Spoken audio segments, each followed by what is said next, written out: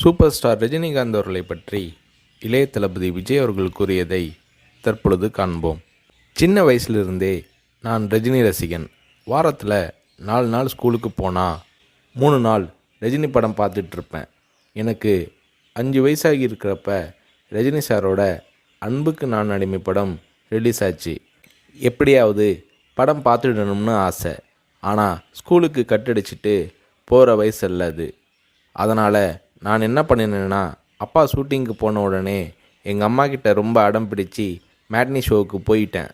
Matinee show பார்த்துட்டு வெளியே வந்ததும் திரும்பவும் ஈவினிங் ஷோ பார்க்கணும்னு அடம் பிடித்தேன். ஒரு போடு போட்டு வீட்டுக்கு கூட்டி வந்து விட்டாங்க. அங்கிருந்து நேரே சுரேந்திர மாமா வீட்டுக்கு போனேன். அவருக்கு நான் செல்லப்பிள்ளை. என்னடா திடீர்னு வந்திருக்கேன்னு கேட்டார். அன்புக்கு நான் அடிமை படம் பார்க்கணும்னு சொன்னேன். என்னடா திடீர்னு வந்து சொல்கிறானாரு. இல்லை, கண்டிப்பாக போகணும்னு சொன்னேன். சரி வா, அம்மா கிட்ட போய் சொல்லிட்டு போகலாம்னாரு. இல்லை, அம்மா கிட்ட சொன்னால் திட்டுவாங்க.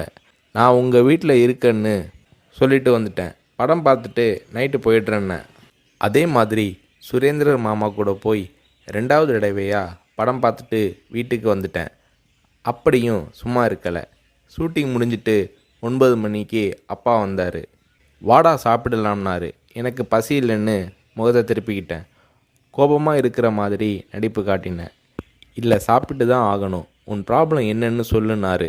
அன்புக்கு நான் அடிமைக்கு கூட்டிகிட்டு போனால் சாப்பிட்றேன்னு சொன்னேன்.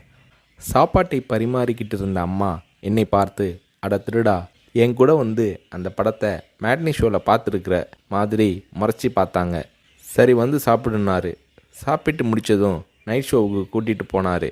உண்மையிலேயே அன்னைக்கு மேட்னி, ஈவினிங், நைட் ஷோன்னு 3 தடவை ரஜினி சார் படம் பார்த்தேன். படம் பார்த்துட்டு வந்ததும் அப்பா கிட்ட ஒரு அன்பு கட்டளை போட்டேன்.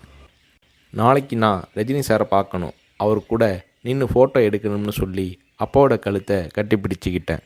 அடுத்த நாள் காலை நானும் என்னோடய ஃப்ரெண்ட் கார்த்திக்கும் அப்பா கூட போனோம். ரஜினி சார் வாகினி ஸ்டுடியோவில் ஏதோ ஒரு ஷூட்டிங்கில் பிஸியாக இருந்தார். நான் ரஜினி சாரை நேரடியாக பார்க்கிறது அதுதான் முதல் தடவை. எப்படி ரஜினி சார்கிட்ட பேசுகிறதுன்னு பயந்துக்கிட்டு இருந்தேன். அவர் கூட்டிகிட்டு போய் அன்பாக பேசினார். அப்படியே என்னை தன்னோட மடியில் உட்கார வச்சுக்கிட்டு என்ன படிக்கிறேன்னு கேட்டார். சொன்னேன், நான் உங்கள் கூட நின்று ஃபோட்டோ எடுக்கணும்னு சொன்னேன். சிரிச்சுக்கிட்டே என் கன்னத்தை தட்டி கொடுத்து எங்களை அணைச்சிக்கிட்டு ஃபோட்டோவுக்கு போஸ் கொடுத்தார். என்னால் மறக்க முடியாது அந்த இனிய நாளை, அவரது அன்பான அரவணைப்பை. வீட்டுக்கு வந்ததும், அப்பா நீங்கள் பெரிய டைரக்டர்னு சொல்கிறாங்க, ஆனால் என்னால் உங்களை டைரக்டராக ஏற்றுக்க முடியாது. எப்போ எங்கள் தலைவர் ரஜினியை வச்சு டைரக்ட் பண்ணுறீங்களோ அன்னைக்கு தான் உங்களை டைரக்டராக ஏற்றுக்குவேன்னு சொன்னேன். அப்பா என்னை பார்த்தாரு. ஒரு ஹிந்தி படம் டைரக்ட் பண்ணுறதுக்காக எங்கள் அப்பா பாம்பே போனார்.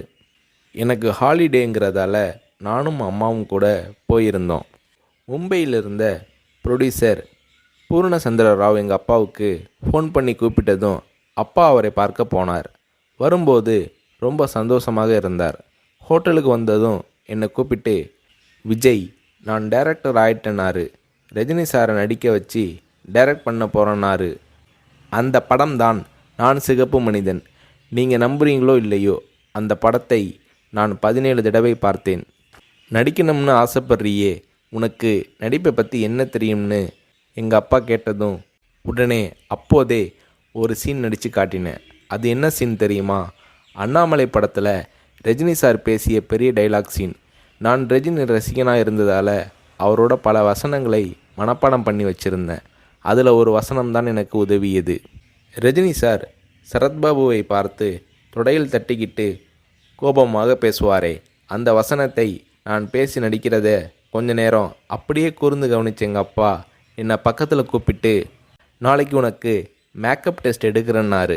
அவர் அந்த வார்த்தைகளை சொல்லி கை குலுக்கியதும் எனக்கு சிறகு முளைச்சி ஆகாயத்தில் பறக்கிற மாதிரி எல்லையில்லாத மகிழ்ச்சி பொங்கியது என்று நடிகர் ரஜினி அவர்களை பற்றி இளைய தளபதி விஜய் அவர்கள் கூறுகிறார்.